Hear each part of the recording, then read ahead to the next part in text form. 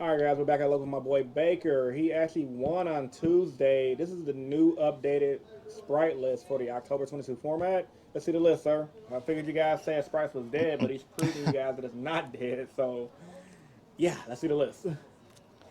So I played a lot of engines in the deck. I'll start off, I have it sorted like engine by engine. So starting with the Sprites, pretty standard lineup still.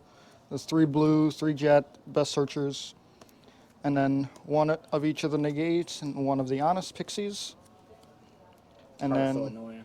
Pixie's yeah, so it's, annoying. Ban Pixie. battle phase is terrifying. Yeah. Everything's tiny. And then 3 starter and the 1 smashers. And that's all for the Sprites. That's all I think you ever really need. Yeah.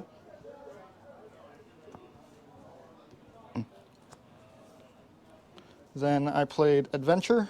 What made you want to play the adventure package?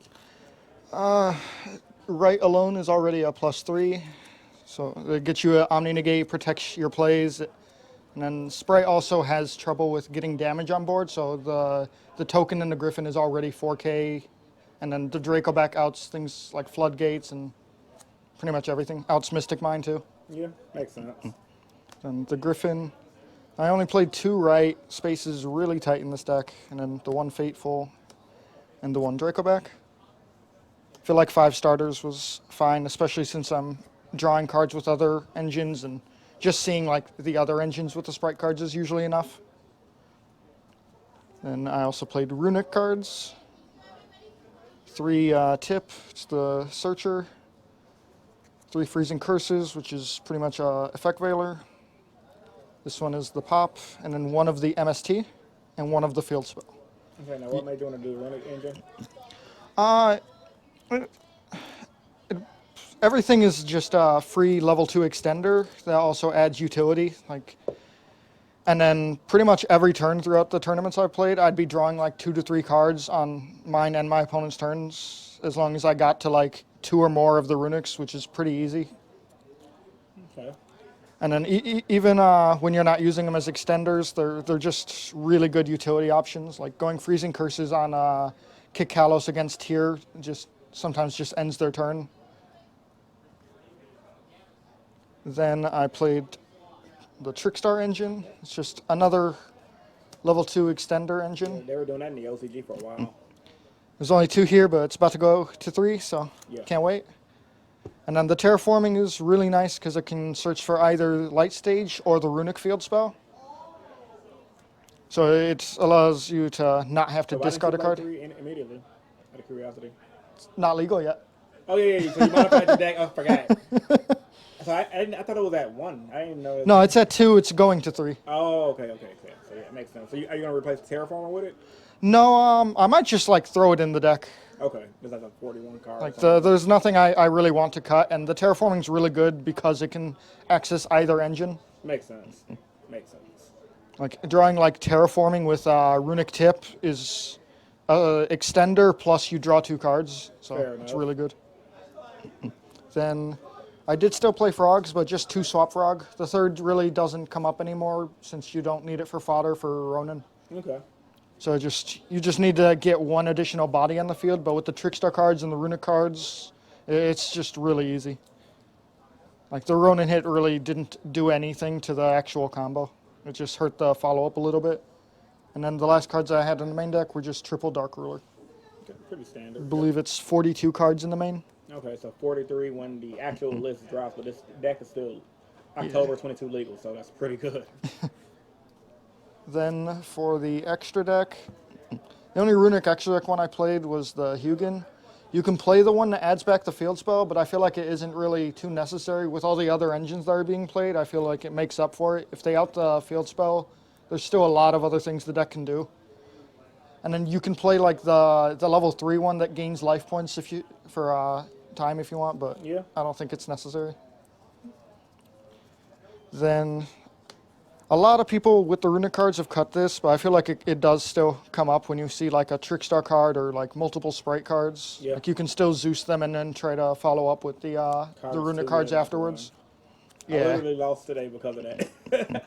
And then this card I'm playing specifically because I'm siding Dimension Shifter. So you can do a really cheeky combo with it where you just literally just add shifter back and shifter them again. Okay. It just skips Tyr's turn multiple times. Then Mannequin Cat, it's kind of like another Dark Charmer. You can bring back an opponent's monster if you need to trigger the other effect. It has an effect when a monster is summoned to your opponent's field, special summoned, you can target one monster they control, and then special summon one monster from your hand, deck, or graveyard that has the same type or attribute as it. So if they special a dark, you can use the effect summon blue, jet. Earlier in the tournament today, I was facing Flunder, and I brought back his Mega Raiza that was in the grave to get my Griffin Rider back from the grave. Oh, that's busted. Which is like the only way to really get that card back. Yeah. But I don't expect that to come up too often, but like, the card's really good. Then I played Onibimaru. I'm skipping my battle phase a lot, so I want to try and have as many ways to clear boards as I can, since I'm not always going to be able to go for Zeus. Then the 1 Toad, and then for the Sprites, the 2 Gigantic, 3 Elf, that'll probably never change. And then for the only other link I played, just the Dark Charmer. Pretty standard. Want to show the side deck yet or not yet? Yeah.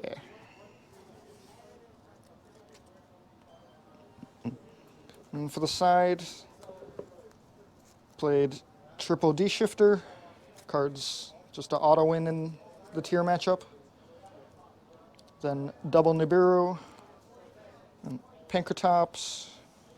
Card's still really good against Spright. You just battle phase and then pop the other out the double toad board. Oh, yeah. Red Resonator. Everybody knows why that card's played. And then I don't know how much I like it yet. It didn't come up today, but I was still messing with the Ultimate Slayer package. It acts kind of like another set of Dark Rulers against the Spright matchup because it still outs Elf Toad. And then since I already play a fusion, I can also out fusion monsters with it. Makes sense. And then for the last 3 cards was Summon Limit. I didn't like cards like Anti-Spell Fragrance or D-Barrier because they're essentially like turn skip cards, and I feel like when you're skipping your battle phase already, those cards aren't as impactful as they could be. Where this is just, you're usually going to like set up your board, and a lot of times just having this plus the recurring Adventure Negate is enough to secure the game. Yeah, the Adventure Negate is really powerful.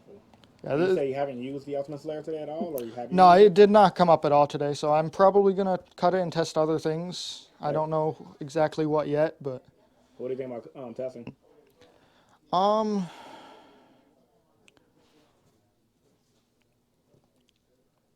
Yeah, I'm not really too sure. Yeah, there's like a lot of different too good things. Anyway. All right, any closing statements?